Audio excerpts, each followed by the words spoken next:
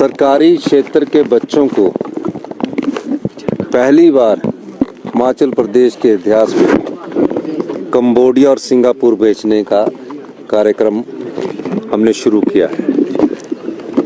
अभी तो इन दो देशों में जा रहे हैं और जिन बच्चों ने मेरिट हासिल की है, जिन्होंने गांव के स्कूल में पढ़कर मेरिट हासिल किया, उन बच्चों का सिलेक्शन की गई है और सबकी मेरिट और इस बच्चों को हमने पहली बार मौका दिया। और हम ये चाहते हैं कि बच्चे जब घूमने जाएंगे, भ्रमण पर जाएंगे, तो उसमें ज़्यादा सीखते हैं।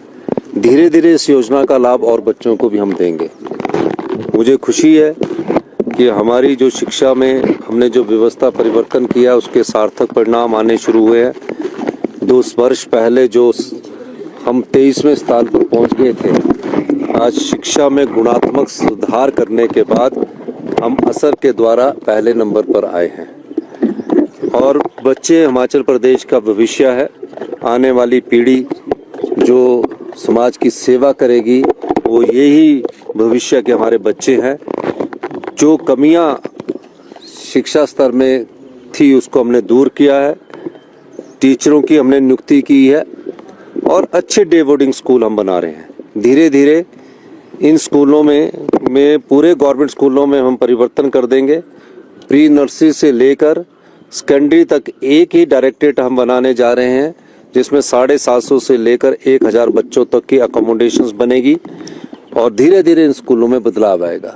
और शिक्षा के क्षेत्र में हम गुणात्मक शिक्षा पर ज़्यादा ध्यान देना चाहते हैं।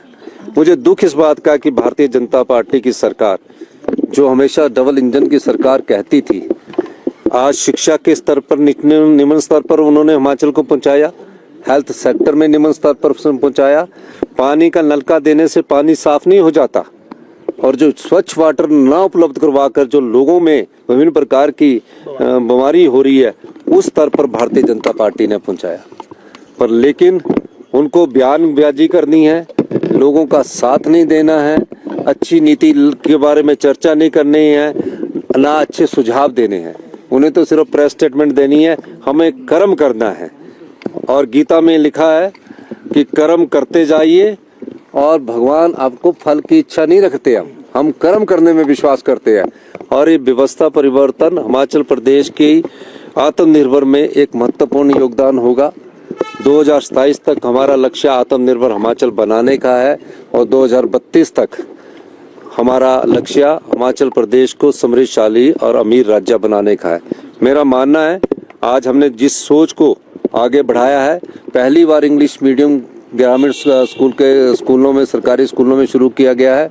जिस सोच को हम आगे बढ़ाया है, वो किसी भी सरकार के लिए संभव नहीं होगा कि उस प्रकार की सोच से पीछे हटे, क्योंकि हम ऐसी नीतियां लेके आ रहे हैं जो उस क्षेत्र में एक बदलाव की नीति है और एक गुणात्मक की नीति है।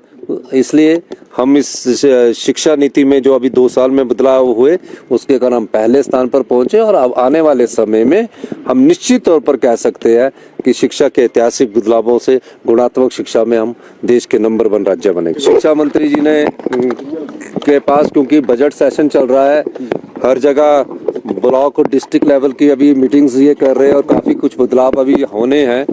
लेकिन मैं शिक्षा मंत्री जी ने, जब मैंने कहा इनसे, तो इन्होंने कहा कि मेरे पास अभी आपने काफ़ी मेरी मीटिंग्स है और काफ़ी मीटिंग्स के बाद मेरे पास समय नहीं है। लेकिन मैं धन्यवाद करूंगा शिक्षा मंत्री जी का कि हमारे कहने को मानते हुए शिक्षा मंत्री जी और हमारे जो पूर्व में शिक्षा सचिव इनके साथ अटैच थे आशीष पटेल जी, उन दोनों ने हामी भरी।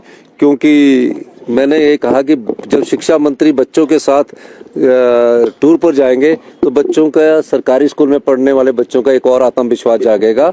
और अभिभावक के रूप में जा रहे हैं, मंत्री के रूप में तो ये दिशा निर्देश देते हैं, लेकिन अभिभावक के रूप में जाकर ये बच्चों के साथ घुल मिलकर उनसे भी कुछ सीखेंगे। हम लोग भी उनसे सीखते हैं। बहुत बहुत धन्यवाद।